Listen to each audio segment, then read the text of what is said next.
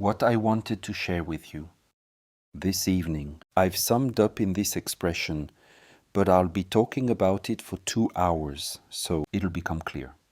It is: God is reality, and reality is God. It's our escape route, our lifeline, our way out, and it is also our biggest problem. I'll show you why. Anyway, if you're here, it's because you're familiar with my work, and you know that I'm simply sharing my point of view and offering it to you, and that it's to nourish your own path, and that I don't, of course, presume to tell you what's the truth and what to think. Anyway, it's all relative. In Essene teaching, we really do have this idea that either God exists or he doesn't. If he exists, as the organized monotheistic religions have told us, it means he exists, but far away, he is somewhere else. But I don't like it because I don't quite remember when I said that. Because I talk a lot, and I said, yes, you have €1 billion of Swiss francs in your account, but you don't know it, it's somewhere else. You say, yeah, but well then, I don't care. But you have 2, 3, 4, 10, 15 Swiss francs. Yes, but if you don't have them in your available account, right there in your hands, well, what do you do with it? So, yes, there is a God, but I don't really care, you see. I wonder where he is. I look at the world. Frankly, we're looking for him, don't you think? Where is he? We'd like to have a word with him. We need answers from him. What's this mess? And so I said to myself, yes, he does exist. He is. Since he is reality. So I reversed the question and asked myself, do I really exist? Am I? If I can't perceive reality, if I can't perceive being, then am I? What am I really? Where do I imagine myself to be? Because it's not normal, it's not logical. They tell you the sun exists, but you never feel it. You're never warm, you never see the light.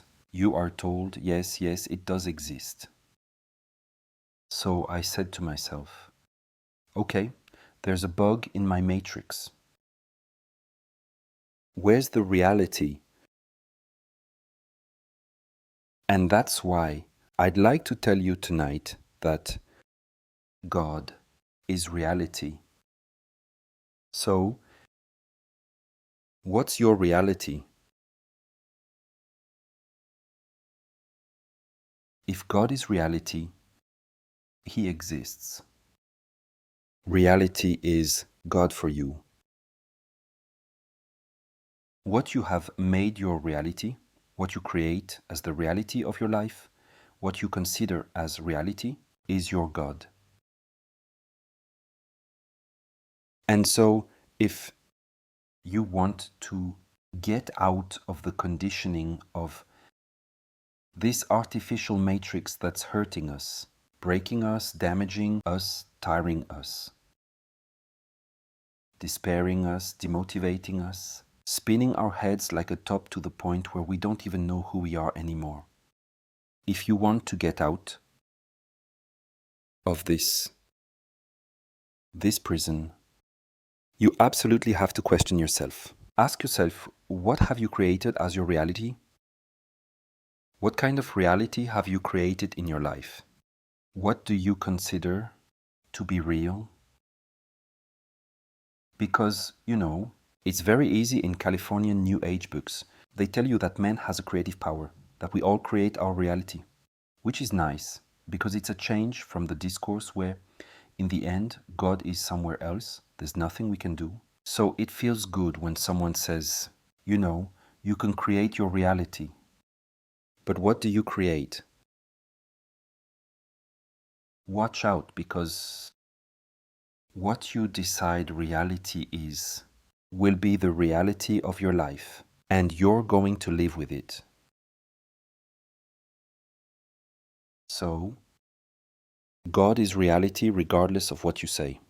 You can invent a thing, you can think what you want, imagine what you want. In any case, it's the eternal return of the real, meaning God. Try to take the long view of all our little stories, all the noise, our irritations. There's not going to be much left of it.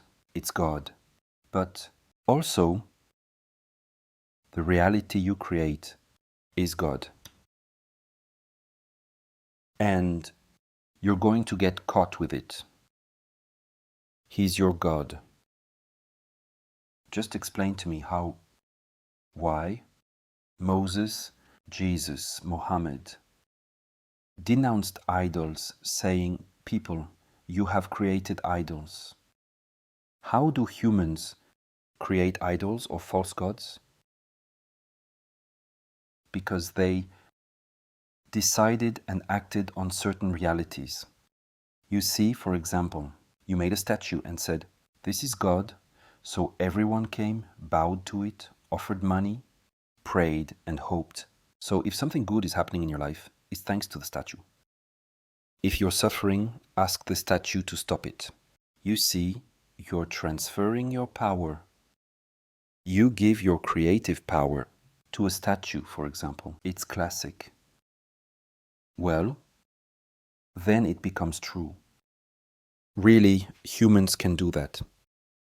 So, in everything you experience, whatever your life situation is, in any areas of your life, we have several of these. We have our families, our jobs, we have our past, we have our inner life. And with all of that, everything you experience is the packaging of something that's inside of you. So my advice to you is to look for the real thing. But to access reality, you have to start from reality. For example, if I'd been eating any old way, drinking any old way, taking addictive substances all the time, I'd have been in very poor physical health and I'd have said no, but in reality, inside, I'm in vibratory planes. You can't see me. I'm somewhere else. That would have been wrong because you have to start from the real to access the real. So start by observing your daily life. For example, what did each of you today, from the moment you got up until now, where did you spend your hours, your time, your energy? Who did you talk to? How have you utilized this incredible divine gift of life? What did your heart beat for today? Who did you talk to? What did you do with your hands? Ask yourself, why? Because you're constantly creating a reality. Yet God is the real. And the real is God. What's your reality? Not an imaginary reality in different vibratory planes in your chakras, but the concrete reality. And you might say, yeah, well, my material life isn't necessarily extraordinary. It's a bit banal, a bit like an artificial matrix. A succession of constraints and compromises. Well, yes, me too. Do you understand? Me too. So what can you do? Well, do as I describe. You think you've implemented good practices in your life. For example, you eat well. You take care of your health. It's not enough. What is the reality of what you are doing through this act? Is it just to ease your conscience? You've done your selection. But what does that mean? What did you do in your inner reality when you were making your selection? What are you sorting? What exactly are you doing? Are you just obeying an order? What do you put as reality in this reality? What do you implement as reality, as a big inner reality in this little outer reality of your life? Of this goes in the blue bin. Do you get it? You go to work in the morning for those who are still working. You go to work and there's the person you don't really like. Then there's the person you do like. There's, I don't know, your patient, your client, your colleague you don't really like, or you have a complicated case to manage. These are your realities. In all these small realities, where is your reality? Yours. What are you doing all day? Have you completely delegated your reality to the reality of your work? And when you've done your job, you go home at night feeling like you've lived your day. In which case, I tell you, you're missing a fundamental element. What did you do for yourself today? What progress have you made on your own files? Because you're going to wake up one day, years from now, and realize that your life has slipped through your fingers and you've spent your time giving reality to a world that no longer exists, that nobody cares about, and you don't even get a medal for it. The artificial matrix has organized a system that gives you the impression you created a reality that in fact is its own reality. You see? As for myself, through my nutritional, medical, and consumer choices, I was an active and highly motivated advocate of vegetarianism, of organic and alternative medicine, and all these things in France for years. I felt like I was taking part in a social battle. In France today, there are ads for vegan and organic products. Well, that's nice. Perhaps. But so what? Is the world getting any better, and where do I stand in all this? What have I been doing all these years? What did I do through all this? Well, I felt like I was calling up a new world, another world where things would be more beautiful, fairer, truer, more real. Except that if I look out the window, I can't see a truer, fairer, more real world. I don't see it as I'd imagined it spread all over the earth. What do you meditate for? Meditation? So, the goal would be to be in prayer or meditation. So, the goal is to be in a church, to be in an ashram, to be in silence and detachment. But what about everyday life? Who's going to have children? Who's going to scold them, to look after them, to sing with them, to clean the floor? Who's going to do the cleaning? Who's going to fix the car? Since you're in meditation, you don't want the metallic noise of the engine repair that's unbalancing your chakras. Let's look at this. This implies the creation of kind of a fantasy world in which there's an underclass of men who make noise, get dirty, stress, run around, get their hands dirty to produce food. And we want to be in our little organic mini market with a recyclable mini basket on wheels, choosing fair trade organic food. Do you understand? That's it. That's the world we're making. To believe that reality lies elsewhere. And that if you rise up and reach a certain social status, it will create the division of humanity into a lefty, pseudo-aristocracy after all. See? A class that measures their vibrational levels with a scale antenna every 5 minutes, or uses a pendulum to see if everything is working properly in their energetic bodies, while people with their sleeves rolled up are working to keep the entire system running. That's what the Matrix wants. It wants the elite to feel good and the masses to work hard. How to avoid this trap? We need to get back to reality. But what is reality? There is one reality that has not been altered by man. That's nature. So, everything that is a natural creation is God. So you're going to say yes, but there are things in nature. Someone wrote it to me on YouTube. Yes, but then again, when you see a crocodile eating an antelope, it's not nice, poor thing. I understand. We have human feelings, but God is the real thing. So what you see is the reality, that's God. But you can tell me that you don't like it. You have every right, but you're not in the real world. If we were in the real world, like in the Jehovah's Witness books, where the wolves would be with the lambs, And then we'd be in the middle, of course resurrected. And we'd be petting the wolf and the lamb and then giving each other little licks and all that. And so that would mean that God has returned and all is well. That's it. Typical, it's an image. That's, well, we are joking, but these are images that are inside of us. That's somewhere, what? The world should be different from what it is. It's badly made. It needs to be fixed. And if we all pray very, very hard all together well, all of a sudden, poof,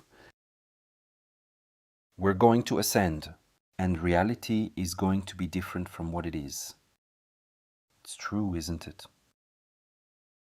I assure you, somewhere there's this kind of image that obsesses us, that inspires us, that gives us ideas. Well, that is what prevents us from being in touch with reality. In the things you're obliged to do on a daily basis, I mean the reality of things you don't have the choice of doing. The reality of things you don't have the choice of experiencing. Do find out how you can reinvest them in your own reality, to take hold of them, use them, and not let them be used without your consent, without your awareness. We've created a world that's completely artificial, and we're stuck with it. We won't generate anything with this world. It won't get us anywhere for our own good. It's completely sterile, and yet we love it. So, reality is a double-edged sword. There is a true reality, and I advise you to observe it, to contemplate it as much as possible, and say to yourself, this is what's real. What part of you, can you be sure, was created by God? What has God created in you with certainty that it's not your upbringing and all that? There's only your body. Your body is the only thing in you that comes with certainty from nature and reality. What you believe, what you think, your character, your temperament, we inherit a lot of things from our parents, our grandparents, our culture. If you've traveled outside Switzerland, you've seen other cultures, other ways of being. But where do the behaviors come from? Where do attitudes come from? Where do beliefs come from? They come from our cultures in large part, from our religions, our families. Social conditioning, the social environment in which you grow up, teaches you behaviors, gives you certain desires, aspirations, and life trajectories, doesn't it? When you're born into a certain social milieu, you often stay there and marry in it, work in it, and die in it. There is relatively little social mobility, isn't it? That's right.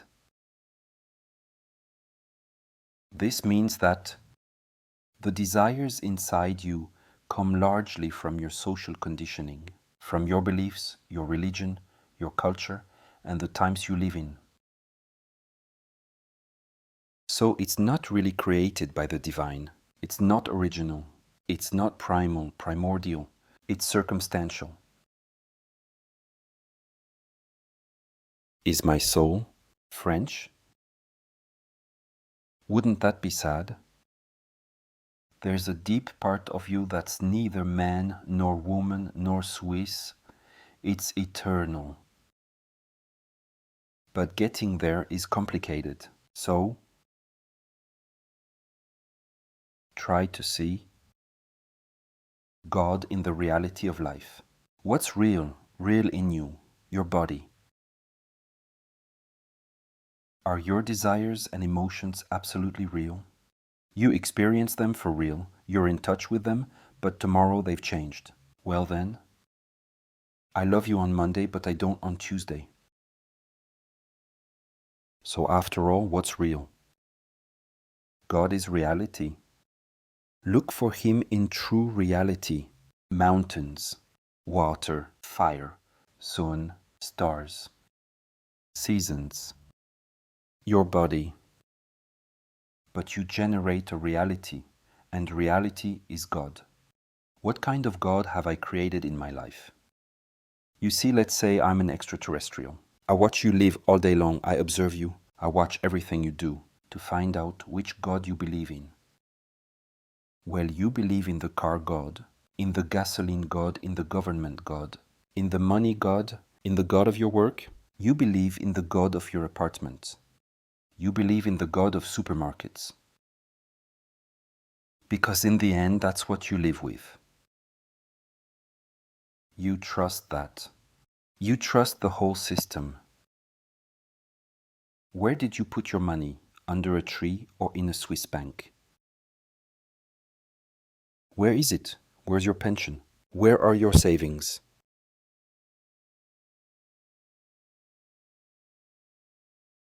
You gave your savings to your God.